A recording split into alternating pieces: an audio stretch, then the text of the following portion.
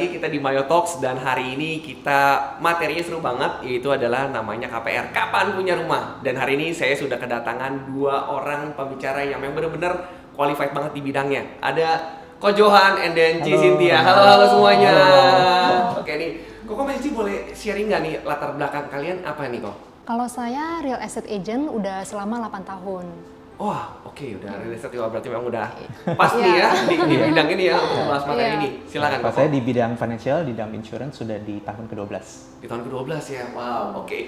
Berarti dua-duanya memang kapasitasnya ada nih ya di bidang ini. Nah, boleh sharing nggak teman-teman Koko Cici untuk keluarga dan juga mungkin kesibukannya gimana nih?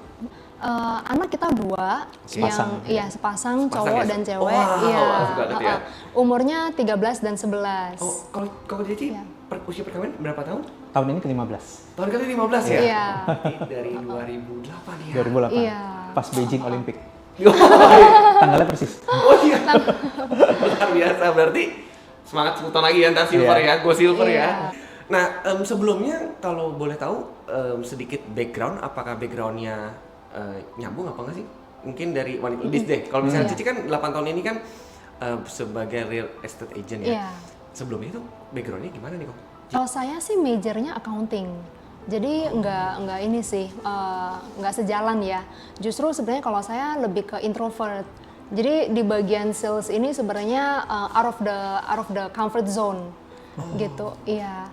Masuk ke dunia sebagai sales di real estate kenapa nih? Awalnya karena memang ini suka di properti. Jadi awal mulanya saya sama Johan tuh suka ke show unit, kalau misalnya ada properti baru kita liatin show unit terus gitu. Iya, jadi memang suka interior design gitu. Oke, nanti terus belakangan udah deh sekalian nyemplung aja Iya, gitu ya. iya. Ya kalau Koko latar belakang boleh sedikit dong. Latar belakang di computer science, jadi programming lah ya. Jadi sebenarnya nggak berhubungan juga sih, sama juga lebih prefer di belakang layar monitor, di belakang layar lah ya komputer dibanding ketemu manusia beneran gitu. Nah, jadi ini benar-benar banting setir sih. Jadi dua-duanya ini yang benar-benar di luar comfort zone banget ya dari latar belakang yang memang ada ya. Nah, kebetulan hari ini kan kita ngebahas tentang seru banget, judulnya itu adalah KPR ya, bukan kredit tapi adalah kapan nih punya rumah nih. Iya kan? Kan banyak banget nih Koko dan Cici ya, kita untuk usia-usia muda itu yang ngerasa bahwa tempat tinggal itu bukan suatu yang yang penting ya. Mereka ngerasa bahwa udahlah yang penting saya bisa traveling. Jadi nomor 1 itu adalah bukan sandang pangan papan ya, tapi travelingnya dulu. Jadi kalau bisa every year gitu, mungkin setahun bisa 2-3 kali bahkan traveling gitu ya. Gimana nih pandangan Koko dan Cici nih tentang apa yang kejadian sekarang khususnya untuk rumah? Kalau bagi saya sendiri sih rumah itu suatu emas gitu, suatu kewajiban, keharusan. Karena house itu kan kayak a roof over our head kan, jadi kayak provide security, provide warm gitu. Cuman kalau saya lihat memang pasangan muda sekarang lebih milihnya travel gitu. Jadi konsumsinya tuh lebih banyak ya gitu. Saya juga mikir sih kenapa seperti itu. Tapi kalau dari klien-klien Cici ini tuh mayoritas ya kalau untuk pembeli rumah pertama banyak nggak sih dari anak muda ini atau lebih banyak orang yang nyari second home, third home gitu yang datang ke Cici gitu loh? Iya. Kalau saya kan kebetulan lebih ke komersial, jadi lebih mainnya ruko, udah itu gedung, iya. Tapi memang ada juga yang cari untuk first home, iya. Jadi memang karena kondisi harga properti sekarang sih memang lumayan tinggi. Jadi agak susah untuk pasangan muda untuk bisa mulai cicil dan beli rumah. Kalau dilihat sih memang kondisinya seperti itu. Mungkin karena ini ya, karena apa? Karena harganya sudah terlalu tinggi gitu ya. Iya. Jadi tuh rasanya udahlah ngebayangin aja tuh udah males dulu gitu kali ya. Iya, karena harganya tinggi mungkin mereka lihat di luar dari penghasilan mereka agak susah dicapai, ya udahlah sewa aja, udah itu kita travel deh gitu.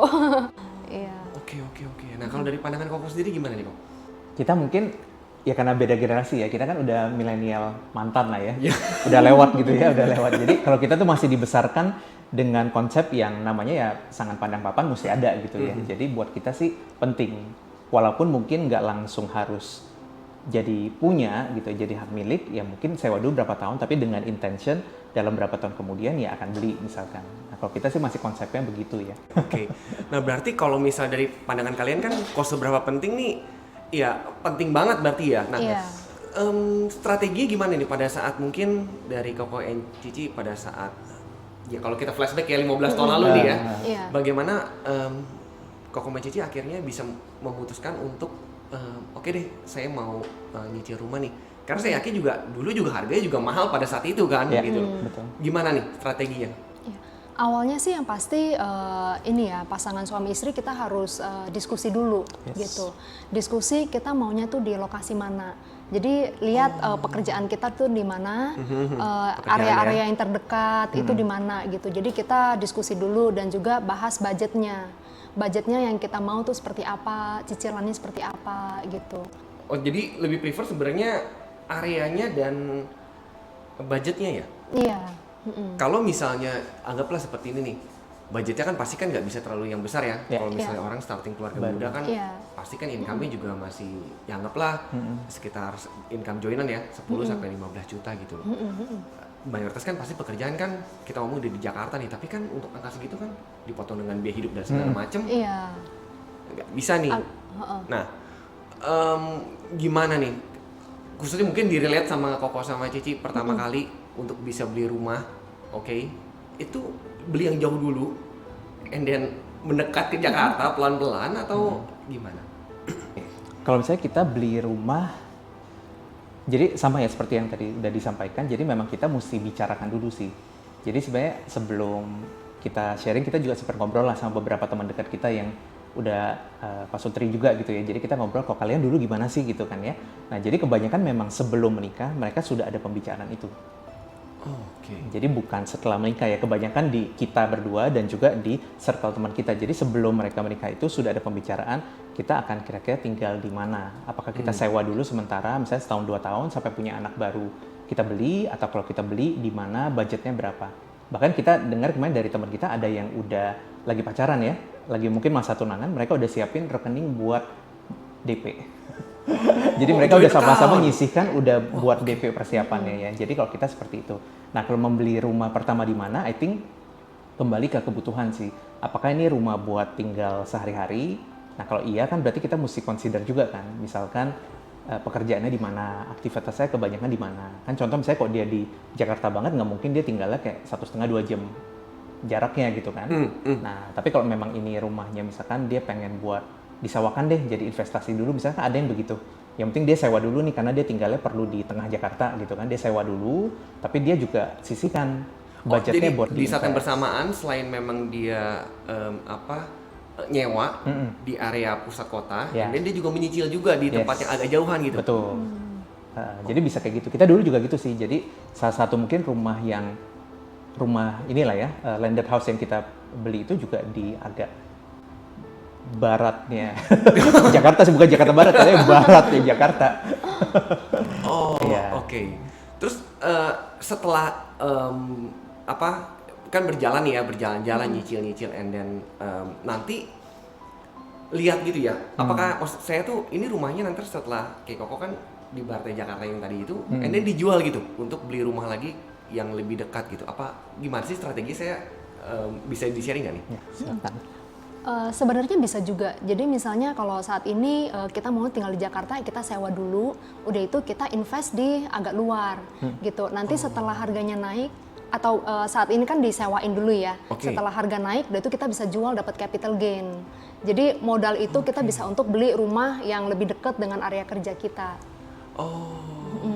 Ya itu salah satu strateginya. Tapi kalau misalnya ternyata dengan waktu berjalan berkatnya tambah, kita beli lagi gitu. Nah pertanyaan kedua nih, ini pandangan kan subjektif banget nih. Prefer apartemen atau landed house? Ayo. Kalau menurut kita ya menurut kita keluarga muda nih. Betul. Jadi selalu kalau dalam properti ya kita menganut ada 2 sistem lah. Nah ada sistem di mana kalau kita mau kejar capital gain itu mau pasti dari beli kafling tanah atau rumah. Jadi something yang kita beli sekarang misal harga berapa ratus juta gitu ya. Nah mungkin kita 5-10 tahun kemudian nanti jadi 1 miliar misalkan. Nah itu kan berarti ada capital gain kan. Yes. Nah kalau nyari yang capital gain harus ya seperti itu. Tanah, ya kafling, rumah. Nah sedangkan kalau ada orang kan yang mau beli properti tapi untuk cash flow, untuk menambah bulanannya kan. Nah kalau cash flow itu beda lagi. Cash flow itu harus yang modal apartemen, ya atau misalkan ruko yang disewakan, gudang, yang hal-hal seperti itu. Jadi tergantung tujuannya dulu sih. Kalau memang mau capital gain ya mau nggak mau berarti memang rumah. Tapi kalau dia ngejar dari cash flow biar menambah nih, ada cash flow dari sewa atau cash flow dari apa sehingga kita bisa beli rumah berikutnya. Nah, kalau untuk dari pasangan muda sendiri, kalau saran dari Koko dan Cici, lebih baik yang mana nih? Apakah prefer udah deh, yang penting kan karena ada beberapa ya khususnya kayak pandangan istri saya tuh, pokoknya gue mau nginjak tanah dia bilang, nggak mau yang apa, nggak mau yang apartemen gitu loh. In the cloud ya. Jadi pada saat memang sama yang pas kita pada saat mempersiapkan menikah gitu ya, kan kepikiran kan udah kita nyicil aja apartemen di tengah kota kan lebih enak, aksesnya juga gampang. Nah, dia ada satu konsep kayak gitu ya, mau nggak mau akhirnya kita melipir. Jadi baratnya Jakarta, baratnya lagi gitu ya. baratnya Jakarta. Nah, gimana nih kalau dari pandangan Koko dan Cici nih? Sebenarnya sih keduanya oke untuk first home. Oh, iya, oke. Paling semuanya dilihat dengan budget dan lokasi, gitu. Jadi kalau misalnya rumah sudah pasti kalau di area lebih sentral ya pasti harga lebih mahal, gitu. Tapi kalau misalnya kalau rumah tuh rata-rata yang udah agak luar ya, udah agak pinggiran Jakarta itu tuh udah 1,5 M sampai 2 M. Kalau yang di bawah 1 M tuh agak susah. Yang di bawah 1 M udah pasti lebih jauh lagi, gitu. Tapi kalau misalnya apartemen di bawah 1 M itu masih bisa. Masih banyak available gitu. Ya, jadi opsinya lebih luas. Jadi sebenarnya sih kalau untuk first home menurut saya sih apartemen masih oke. Karena asalkan lokasinya bagus, karena nanti kalau saat suatu hari kita pindah ke rumah, apartemen itu bisa disewakan, dapat cash flow atau dijual lagi gitu. Ya, jadi sebenarnya investasi juga, maksudnya aset juga itu. Oke. Jadi good idea nih ya. Jadi kalau memang butuh banget di dekat kota ya, prefer apartemen dulu. Setelah dia beli, paralel juga ya dia ngumpulin uang DP, apartemen ini bisa dijual atau nanti untuk cash flow-nya gitu ya. Oke. Nah, gimana kalau dari Koko dan Cici nih? Tadi kan saya bilang nih kayak saya tadi mau apartemen, tapi istri kebetulan kan maunya mau di tanah dia lebih tahu. Nah, kalau versi Koko dan Cici gimana nih? Apakah udah sepakat? Udah deh kita memang maunya rumah gitu atau gimana nih? Boleh sharing nggak pengalaman kalian? Kalau saya sendiri memang lebih prefer rumah, apalagi kalau misalnya sudah punya anak ya, karena kan space-nya lebih besar, udah itu perlu gudang gitu. Udah itu kalau rumah mungkin diperkomplekan gitu jadi bisa main. Tapi sebenarnya apartemen juga ini sih ada fasilitas, bisa main, banyak temen gitu. Ya, cuman mungkin perbedaannya ya luas bangunannya sih. Oh ya sempit ya. Iya, luas bangunan. Iya, tapi kalau misalnya memang awal-awal sanggupnya apartemen, bagi saya nggak masalah juga. Yang penting is home ownership kan. Iya. Gitu. Tapi kalau misal Koko berarti memang udah setuju nih karena memang mikirnya lebih jangka panjang, beli rumahnya aja gitu. Kalau kita sama sih cukup sepakat untuk paling nggak yang pertama itu rumah. Karena memang waktu itu kan mungkin setiap couple bisa aja beda ya. Nah kalau dari kita kan memang kita sudah merencanakan begitu menikah, tahun kedua itu kita sudah punya anak pertama. Jadi kan kita udah mempersiapkan seperti itu. Nah tapi kan bisa aja ada couple yang mungkin mereka merasa kayaknya masih muda banget nih, mungkin punya anak pertama nantilah 5 tahun, 10 tahun kemudian, kan ada yang begitu ya. Iya, nah ya itu mungkin apartemen ya bisa jadi lebih bijak untuk season kehidupan mereka. Jadi mungkin depends kali ya, seperti apa kebutuhannya. Nah kalau kita sih sama lah di kerjaan, kalau kita ngurusin misalkan financial planning dari seorang keluarga, kita kan selalu mau tahu tujuan akhirnya dia apa dulu kan.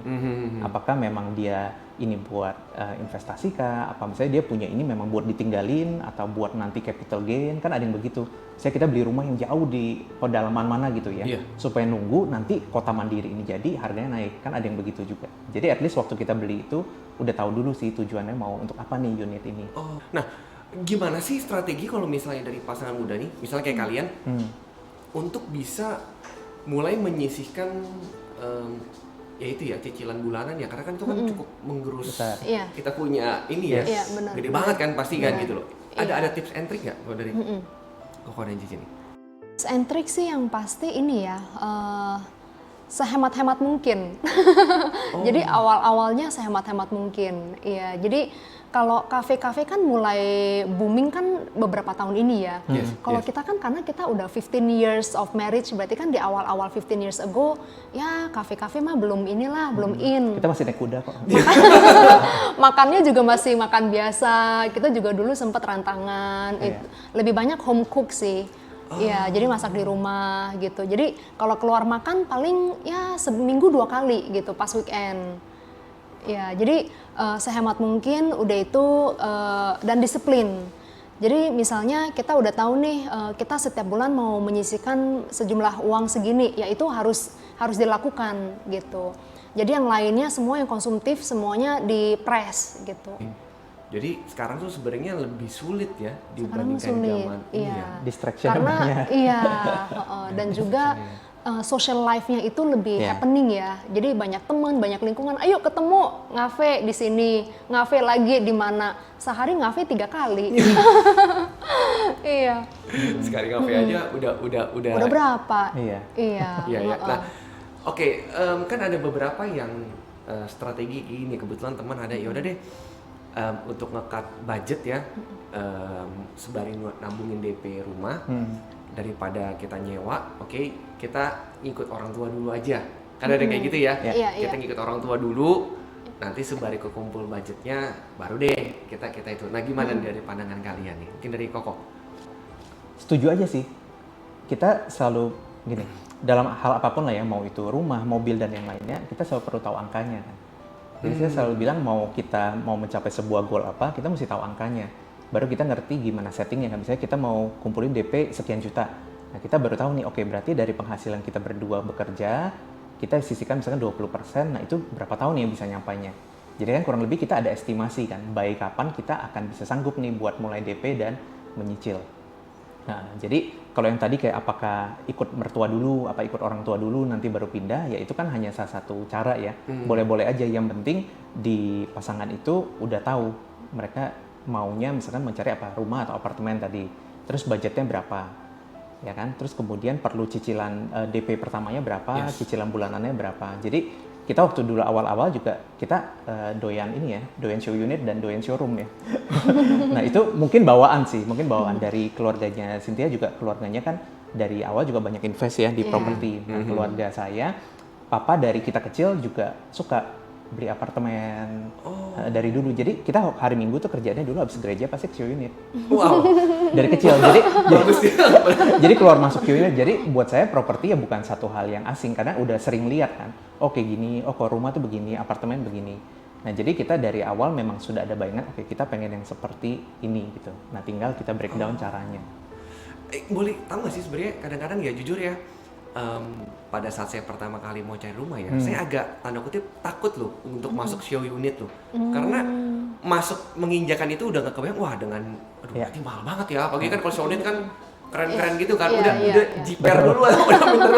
Gue kayaknya bisa apa kagak gitu ya, nanya-nanya ntar dinyain lu gimana sih, maksudnya bisa nggak sih dari Koko dan Cici gitu, ya mungkin ya kalau bisa untuk anak muda kayak gini, ya tips and trick kayak gitu ya, show unit tuh apa yang ditanya gitu, terus mungkin ke segmen yang seperti apa gitu, boleh dibantu nggak? Iya, kalau menurut saya justru pasangan muda harus lebih banyak ke show unit. Oh gitu? Iya, jadi saat kita melihat kita inspired dan kita mau gitu. Ya awal permulaan untuk membeli properti ya itu melihat show unit gitu. Iya, jadi diskusi dengan suami istri misalnya mau di lokasi mana dan cari show unitnya ada di mana gitu. Jadi masuk aja ke show unit, lihat, tanya-tanya tentang harga, cara pembayaran seperti apa gitu.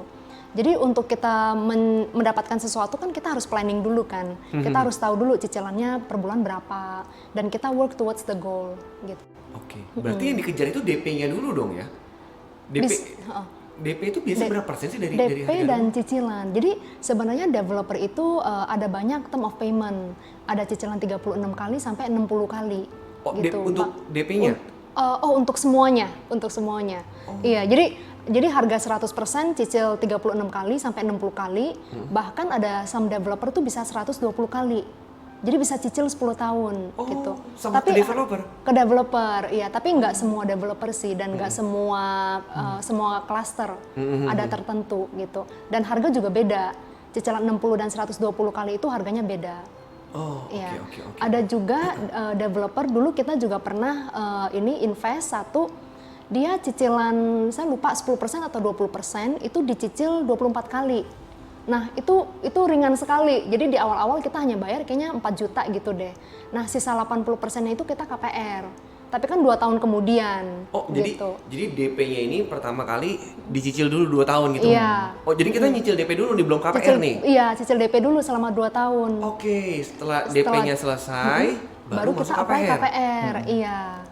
Nah idealnya cicilan itu berapa sih, Koko dan Cici, untuk idealnya ya? Iya, ideal dari total income kita, supaya tidak mengganggu cash flow dan segala macam gitu ya. Itu idealnya berapa persen sih?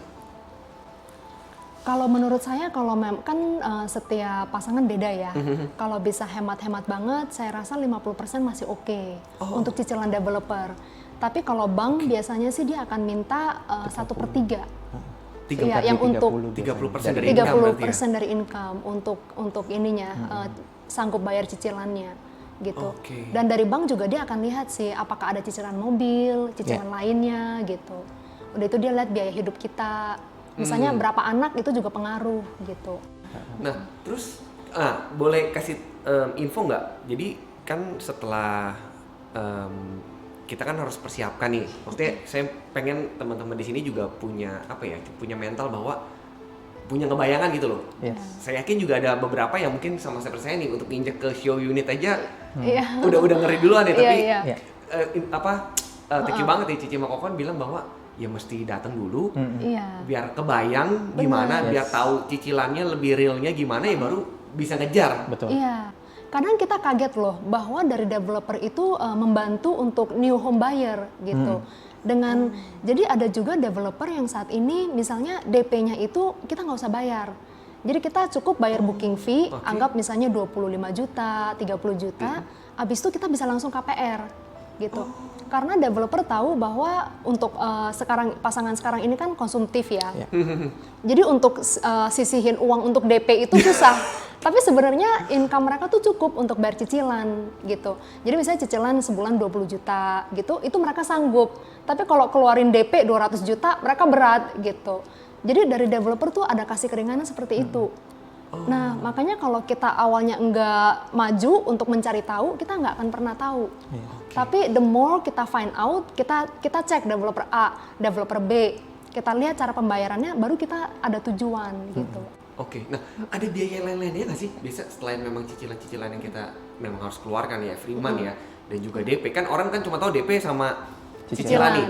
Tapi kalau nggak salah tuh setelah itu kan nanti ada banyak kayak pajak-pajaknya dan kawan-kawannya itu loh. Nah itu biasa apa aja sih kurang lebih gitu ya, Koko dan Cici? And then mungkin kisaran tuh berapa persen dari harga rumah? Jadi teman-teman di sini tuh bisa mengestimasi nih. Kalau cicilan developer sih memang di awal hanya booking fee dan cicilan. Nah setelah itu kalau misalnya udah siap sertifikat, biasanya sih agak lama sih. Itu bisa dari rumah jadi, itu pun masih bisa 3-4 tahun lagi gitu. Itu dari rumah jadi, berarti tapi sampai once KPR selesai dong ya? Mungkin berbarengan kali ya. Kalau KPR kan biasa jangka panjang kan. Iya, kalau KPR bisa 10 tahun ya. Jadi itu bisa Kalau biaya yang tadi kan berarti setelah serah terima mungkin sekitar 2 sampai 3 tahun baru pecah sertifikat, baru ada biaya lain-lain lagi ya, pengalihan dan berarti paralel berarti ya. Nah, itu biayanya biasanya ada biaya AJB, udah itu tuh 5% dari harga beli gitu.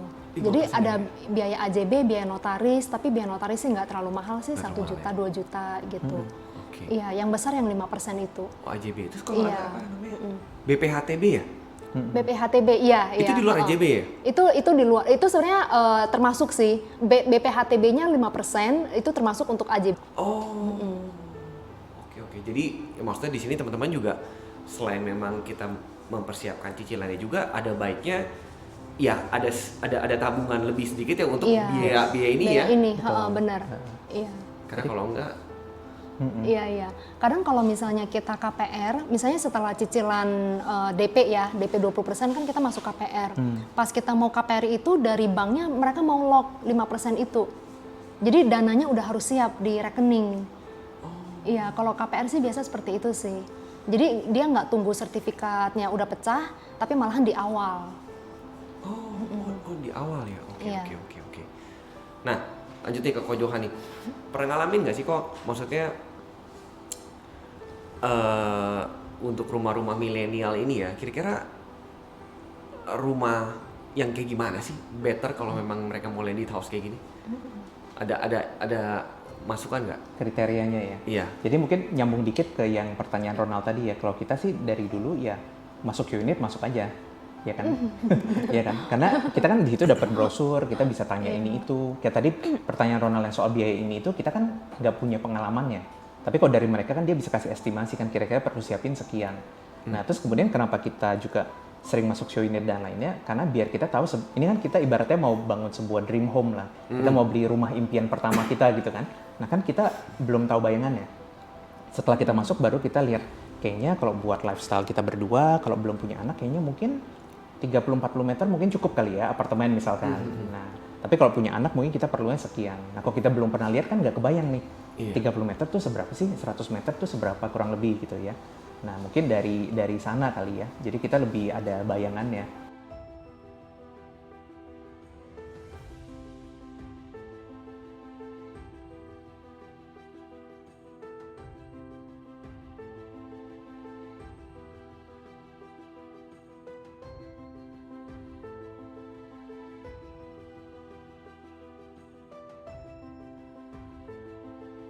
Itu kalau dari kita prefer new. Kita prefer new. Kalau buat ditinggalin ya. Yes. Kalau ditinggalin kita prefer new karena kan kita first time home buyer kan, banyak hal yang kita belum ngerti. Nah, sedangkan kalau kita beli secondary itu kadang banyak lah yang tiba-tiba bocor lah, mesti ganti ini, ganti itu segala macam. Jadi banyak yang hidden-nya gitu loh. Jadi kalau kita sih lebih aman begitu. Tapi sekali lagi ya kembali ke si couple tersebut ya, pasuti tersebut. Ya kembali ke tadi, tujuannya apa? Tujuannya cuma mau dekat kantor misalkan, ya itu mungkin ya udah boleh consider lah, yang penting kan lokasi dekat kan. Oke. Jadi pertimbangannya banyak sih. Pertimbangannya banyak. Kadang bisa juga di lokasi, misalnya kita mau di lokasi tertentu, kan dia mungkin udah nggak ada produk primary, jadi hanya bisa beli yang secondary, ya itu yang nggak apa-apa. Nggak ada development baru lagi misalkan, kan udah penuh nih contoh. Iya. Jadi benar-benar memang ya itu ya, pertama lokasinya mau yang seperti apa, nanti dari lokasi itu ya tinggal disesuaikan budget kita tuh yang yang kayak gimana gitu. Benar, ya. Itu semua mesti kita hitung sih. Kalau mau detail tuh kadang tuh kita mesti ngitung gini. Misalkan kita pengennya rumah di sini, ya karena dekat sekolah, dekat tempat kerja, tapi harga lebih mahal. Betul. Nah, kayaknya depresi itu mendingan kita agak jauhan, tapi harga sekian misalkan. Nah, itu belum tentu yang terbaik loh. Kita juga mesti hitung. Kalau kita tinggalnya jadi 45 menit lebih jauh, pernah mikir nggak biaya tol, biaya bensin, bolak-balik antar jemput anak, itu semua nambah nggak? Jangan-jangan ujung-ujungnya jadi mirip nih sama kita cicilan di situ. Jadi sebenarnya itu banyak yang kita mesti perintilin sih. Iya. Wow. Iya, karena di Jakarta ini kan ini ya, maksudnya macet ya. Benar. Jadi kita harus consider untuk trafficnya gitu. Karena kan waktu juga sangat berharga. Iya.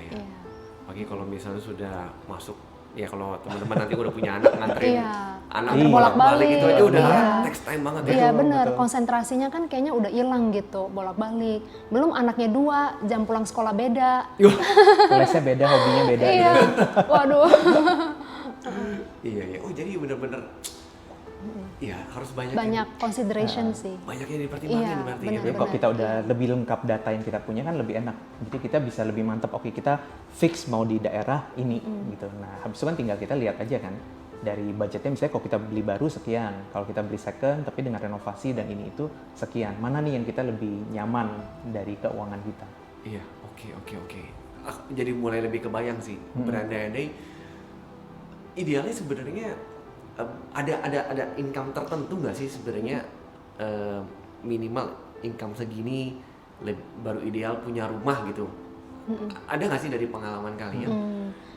Kalau misalnya kita lihat ya, kira-kira kalau rumah yang harga 1,7 M. Nah, kalau 1,7 M itu kalau cicilan 60 kali, itu kisaran per bulan 30 juta. Tapi kalau misalnya KPR 10 tahun itu tuh per bulannya 17 juta. Berarti kalau dengan 17 juta ya minimal income 30 juta kali ya. 30 juta per bulan. Bener. Nah, memang saat ini kan harga properti di Jakarta cukup tinggi. Jadi untuk pasangan muda ini udah harus ada double income gitu. Iya, selain kalau dulu kan memang masih wajar ya hanya suami yang kerja. Yes. Kalau sekarang sih udah sangat normal untuk suami istri kerja. Dan bahkan suami istri kerja pun belum tentu ini nggak cuma suami istri ya, masing-masing suaminya udah double income, istrinya juga bisa double income gitu loh. Wah gitu jadi. Iya, jadi memang harus multitask juga ya. Mesti muter otak kayak gimana cara bisa nyari sumber income yang lain ya. Harus lihat opportunity di sekitar kita tuh ada apa gitu. Kalau dari Cicin ini ya kira-kira tips and trick ya tadi kan udah dibahas nih. Gimana sih cara meniatkan supaya bisa menyicil gitu loh. Apa nih tips dari Cici untuk pasangan muda gitu kan? Tadi kan kalau misalnya dengan angka 17 juta kan punya income 30 rasanya waduh kalau masih early start 30 sih rasa susah nih gitu. Tapi kita pengen di sini tuh mendorong teman-teman yang tadi kita ngomong di awal nih. Banyak orang ngerasa udahlah YOLO ini kan. Udahlah traveling aja lah, sewa aja gitu dan ya mestinya kita sepaham bahwa rasanya sih jangan seperti itu juga gitu ya. Maksudnya ada rumah itu kan akan jauh lebih baik untuk masa depan gitu ya. Kira-kira apa nih Cici dan Koko nih mungkin kasih tipsnya untuk pasangan muda nih meskipun dengan ya misalnya dengan income yang ada mesti nambah income kah atau mesti bagaimana kah supaya mereka tuh punya rumah pertama mereka gitu loh. Iya. Kalau I think kembali kan kita ngomongin Pak Sutri ya. Jadi mesti ada satu kesepakatan dulu sih. Nggak bisa misalnya satu nggak perlu punya rumah nggak apa-apa, satu mau ada rumah kan kayak gitu susah ya. Tapi ini kita asumsi dua-duanya udah sepakat, oke kita mesti punya rumah lah, properti lah ya, rumah kayak atau apartemen gitu ya. Nah terus kemudian mesti ada angka jelasnya dulu sih. Jadi ada sesuatu yang ibaratnya dituju nih, pokoknya kita mesti gimana supaya kita bisa sanggupin cicilan misalnya sekian juta sebulan. Nah terus kalau kembali dikit ke tadi pertanyaan Ronald sebelumnya, mau beli rumah yang baru, grass dari developer atau secondary kan, itu agak ada sedikit perbedaan. Nah kalau kita beli rumah yang secondary artinya rumah yang kita jual dari tangan kedua kan, itu berarti kan opsinya hanya KPR. Berarti kan kita mesti siapin DP, siapin cicilan. Nah sedangkan kalau kita opsinya membelikan rumah baru dari developer, itu kan banyak tadi benefit-benefit dari developer. Yang misalnya bisa dengan cicilan yang lebih ringan nih, nggak perlu KPR. Gitu. Cicilan misalnya ke developer, nah itu kita mungkin lebih sanggup. Karena kalau kita ngomongin KPR, itu udah pasti rata-rata sekitar 30% yang akan diberikan loan-nya dari income ya. Contoh kalau kita income misalkan 20 juta, mungkin ya diberikan loan-nya maksimal yang kita bisa cicil dengan 30% lah dari income kita. Nah, setelah kita ada tujuan goal-nya itu memang sepakat, makanya kenapa kita penting, karena ini kan hal yang besar. Rumah itu kan mau sekecil apapun tetap sebuah nominal finansial yang cukup besar kan. Jadi itu perlu satu komitmen bareng, dan kalau itu memang mau dikejar ya harus disiplin, bukan diselipin ya, disiplin. Ya, jadi benar-benar udah diniatin gitu. Nah, kalau bisa kasih contoh mungkin gini lah. Jadi pas kita ngobrol, anak-anak kita kan dari dulu pengen punya piaraan nih.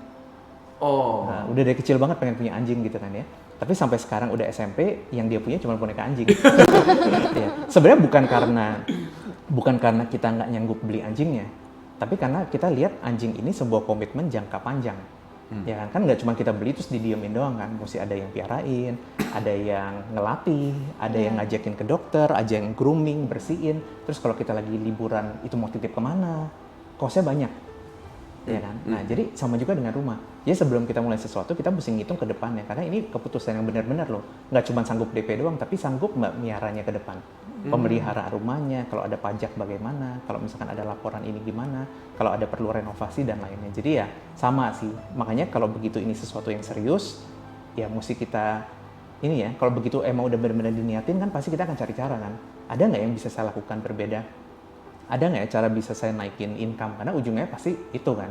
Karena kan ya kita beli rumah kan bayarnya kan pakai income ya, nggak bisa pakai daun kan. Nah kalau pakai daun kita nanam gitu. Nah, tapi karena nggak bisa ya berarti kita mesti mikirin nih, apa yang kita bisa lakukan berbeda ya. Mungkin kita bisa mulai catering kah, kita bisa mulai usaha apa, seperti itu. Aku bantu summary ya, ini aku thank you banget nih Koko Cici. Jujur aku pribadi mendapatkan banyak wawasan ya. Dan mungkin teman-teman di sini saya samarin sedikit. Jadi yang paling penting ini ya, mungkin yang tadi Ko Johan sudah sharingkan, itu adalah kesepakatan dulu. Jadi sepakat dulu nih dari suami dan istri. Kalau belum ada kata sepakat, mendingan jangan dimajuin. Beresin di situnya dulu nih. Setelah suami dan istrinya firm sepakat, oke deh kita beli rumah, kedua baru kita mau cari lokasinya di mana. Lokasinya di mana dengan pertimbangan tadi yang sudah panjang kali lebar ya. Nanti kalau agak jauh, cost-nya nambah apa enggak, ya itu mesti dikalkulasi. Setelah lokasinya sudah oke, ketiga ini adalah cicilannya. Dan memang kalau dari omongan sih rasanya lebih prefer ke rumah baru ya, karena lebih banyak keringanan nih ya, mungkin dari DP-nya dicicil, terus banyak bonus-bonus dan cutting budget yang lain, biaya yang lain ya yang lebih oke ya. Terakhir baru disiplin ya, disiplin dari pertama cara nyicilnya, karena nggak mungkin tiba-tiba uangnya ada kalau kita memang tidak mau persiapkan uangnya kan, nggak mungkin turun dari langit kan. Dan kedua, kita juga mempersiapkan itu adalah pemeliharaan rumah, karena nggak ada yang abadi kan, dipakai itu pasti ada masanya. Jadi bagaimana rumah ini kita bisa rawat untuk bisa tetap nyaman kita pergunakan, gitu ya. Nah, kira-kira kalau misalnya dari Koko dan Cici, boleh nggak nih closing statement sama teman-teman nih, mungkin sekaligus menyemangati supaya mereka bisa semangat nih, maksudnya untuk bisa punya rumah nih. Mungkin dari Cici dulu, silakan. Oke, iya. Kalau dari saya, rumah itu sebenarnya suatu keharusan untuk semua pasangan dan semua keluarga. Karena rumah itu, menurut saya itu gives a sense of security dan a sense of warmth. Jadi di mana yang semua orang saat kita pulang dari kerja, kita balik ke rumah, kita tuh feel safe gitu.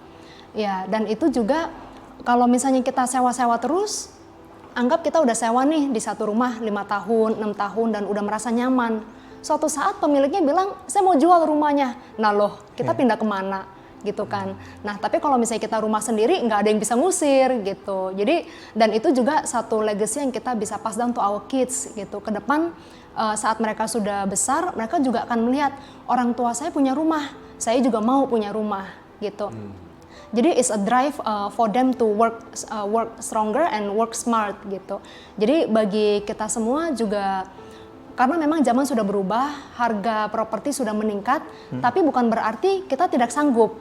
Karena kita juga, skill kita juga semua terus meningkat. Kita terus bisa belajar terus, dan juga bisa cari opportunity di sekitar kita. Wah, mantap. Kalau Koko? Oke, kalau dari saya mungkin saya pikirnya gini, saya suka banget sebuah quote yang mengatakan ya, you will lose what you cannot manage. Ya, kita akan kehilangan sesuatu yang tidak bisa kita manage dengan baik. Sama juga dengan keuangan dan dengan finansial dan lain-lain lah ya. Sama aja misalkan gimana sih seseorang atau seorang pasangan bisa punya keuangan buat beli sebuah properti gitu kan ya. Pada dasarnya menurutku mau kita income berapa aja, kalau kita nggak manage dengan benar-benar, kita nggak prioritaskan, tetap tidak akan pernah cukup. Waktu kita misalnya punya income gabungan 10 juta, kita merasa kayaknya belum bisa nih, ntar dulu deh. Nanti kalau kita nggak bisa manage, kita punya 100 juta pun juga tetap nggak bisa punya properti gitu ya. Jadi mungkin dari situ yang penting ada keputusan, ada sebuah kesepakatan lah ya, kita mau punya rumah, kita benar-benar pilih, kita tahu angkanya, kita tahu cara mencapainya bagaimana, tipsnya apa, banyak tanya-tanya orang, tanya mungkin dari teman-teman properti lainnya, dari developer, kita bisa ngobrol dari situ. Dan pada akhirnya ya ini kan kembali ke keluarga kita kan, yang kita mobil mau ditaruh di mana. Ya, jadi saya percaya kalau misalnya kita niat, pasti kita bisa, caranya itu pasti akan ada. Oke, wow, luar biasa banget ini Bapak Cici, thank you banget nih. Thank you. Inspiring banget. Saya yakin juga teman-teman di sini juga pasti terinspirasi ya, bahwa ya pasti bisa gitu loh. Kalau misalnya kita aja, ya kita pernah melalui ya kok ya, gimana pusingnya dan ya, tapi itu bisa lewat gitu loh. Betul. Kita yakin juga teman-teman di sini yang nonton pasti bisa untuk bisa punya rumah pertama kalian, karena nanti dari pertama ya diaminkan ada anak beranak juga ya, nggak cuma kita yang beranak di properti, kita bisa beranak terus ya. Oke, thank you Koko dan Cici untuk kehadirannya pada kesempatan kali ini. Mayo Talk, Sip lah. Sumber inspirasi Pak Sutri. See ya semua.